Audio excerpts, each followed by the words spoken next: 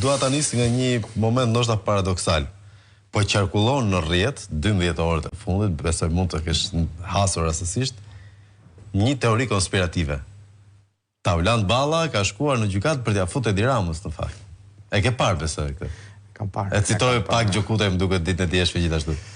Dëgjom. Së largu. E para dje Taulant Balla nga ajo që ndoqëm nga zhvillimi i gjyqit u ekspozua si një kallëzues prestanome. Pra, qarta si nuk e kishte idenë se çfarë ishte në ato kallëzim, që nuk ka asnjë dallim pra nga ato kallëzuesit e tjerë anonim që çojnë dosja apo nga Nesti e Nesti dhe Nasa. Po. Nesti dhe Nasa. O ashtu ekspozua, po flasim për një figurë jo pak të rëndësishme në Partinë Socialiste që tregon edhe një herë se ku është degraduar kjo forcë politike, po mbi gjitha kur flasim për çështje të drejtësisë janë çështje sensitive që herët avon pra do japësh llogari për gjitha veprimet apo mos veprimet. Më ka bërë shumë përshtypje një element gjatë shkëmbimit të replikave mes Maltezit dhe Ballës ka pasur një moment që dhe prokuroria është hedhur u ekspozu dhe prokuroria si avokate, pra kjo është kam përshtypjen që është në kufit e skandalit. Por elementi ku do të thuhet gjetet dhënat personale. Jo, është një tjetër element që merr në mbrojtje dhe thot po intimidohet dëshmitari. Po intimidohet zoti Balla, kallëzuesi, pra që është paradoks. Është diçka normalisht që e thot avokati përgjithsisht santi, po jo prokuroria, por për tek kësaj ne duhet bëjmë krahasimin se çfarë ndodh. Kemi një gjyq për një ligj nga i cili kanë përfituar po themi 500.000 shqiptar, nuk jam shumë i sigurt për shifrën, kur nga ana tjetër ne kemi raste që nuk hetohen ligje me porosi speciale dhe me emra të posaçëm. Pra ne kemi 500.000 shqiptar, 500.000 familje. Nuk thash kërkoj ndjesë, nuk jam ndoshta shumë i sigurt për shifrën e përfituesve, por paradoksi është pra. Kemi këto që kanë përfituar këto 500.000 familje, nga ana tjetër ne kemi një SPAK që nuk heton ligje me emra të posaçëm. Me emra të përveçëm, sikurse është ligji Fusha për shembull.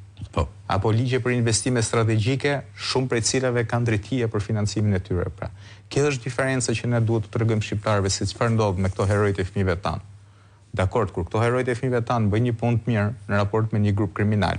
Me vrap kemi nxituar ti. Jo, me vrap kemi thënë që në rastin konkret është bërë një punë e mirë dhe meritojnë të vlerësohen.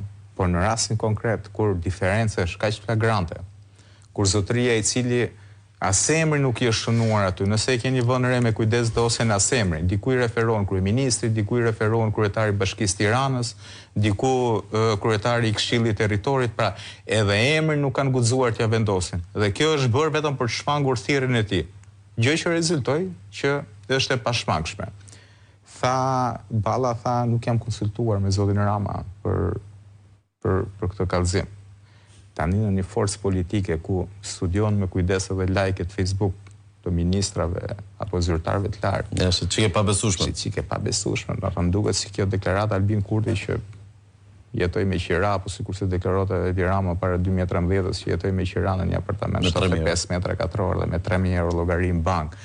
Pra un kam përshtypjen që nëse kjo çështje shkohet deri në fund, patjetër që duhet ketë llogari dhënie në raport me iniciuesit e këtij kallëzimi. Do duhet përgjigjen me patjetër para ligjit. Le të shpresojmë që do të jetë kështu. Kam një pyetje shumë të shkurtër Cakani dhe dua një përgjigje të shkurtër. Sa janë mundësitë? Një sekond Cakani. Sa janë mundësitë ligjore që në fund fare të kësaj historie Edi Rama të jetë ai që e pëson ligjërisht? Shiko, Edi Rama do thirret si dëshmitar, si tohet. Problemi qëndron që duhet të shikojmë si Rama do të përgjigjet pyetjeve të avokatëve, të zotit Maltezit, të zotit Berisha, dhe pastaj ne mund të flasim sepse tani vetëm thjesht aludojmë. Sepse zoti Rama është person i kyç dhe është ai që ka kryer të gjitha veprimet, pavarësisht se prokuroria e posaçme nuk i ka zënë atë emrin aty. Por do ta diskutojmë në momentin që zoti Rama, sepse ka zoti Rama të kuptosh nga dije me ato që ka thënë zoti Balla, sot është hall për këtë çështje. Sepse kjo tashmë zoti Rama është hall sepse do t'ia përgjigje të gjithë firmave që ai ka hedhur aty. Po mos harrojmë diçka, sepse zoti Rama ka shpërdoruar dhe detyrën aty, sepse është vetëm gjykate që ka zbardhur lejen që ai e kishte bllokuar, janë paguar dhe 300.000 euro që janë dëm, edhe ky është dëm financiar. Atëre, dhe këto anashkalohen nga prokuroria e posaçme, po, anashkalohen këto. Kështu që unë mendoj se dëshmia e zotit Rama do përmbys të gjithë qëllësi gjyqësor dhe do t'u hapi probleme shumë serioze prokurorëve të posaçëm. Ne e kuptoj. Aty do dalin dhe do qikohet puna që kanë bërë ata në shërbim të partisë. Dhe unë do të thosha diçka tjetër, Flavio. Po të thudëm. Para disa vitesh kontrolli i shtetit në vitin 2010 kontrolli i shtetit ka konstatuar si është bërë privatizimi, po si ka dalë nga fondi i Ministrisë së Brendshme Ka vendosja. E di shumë mirë. Brenda një muaji, ja bë veprime brenda një muaji. Brenda një muaji gjithë veprimet të parkut. Dhe aty është ndërtuar komplekse histori pafund aty. Dhe ka firmat të sekretarit të gjithë Ministrisë së Brendshme të kohës, ka të Ministrit të Financave, e gjithë me radhë, po them.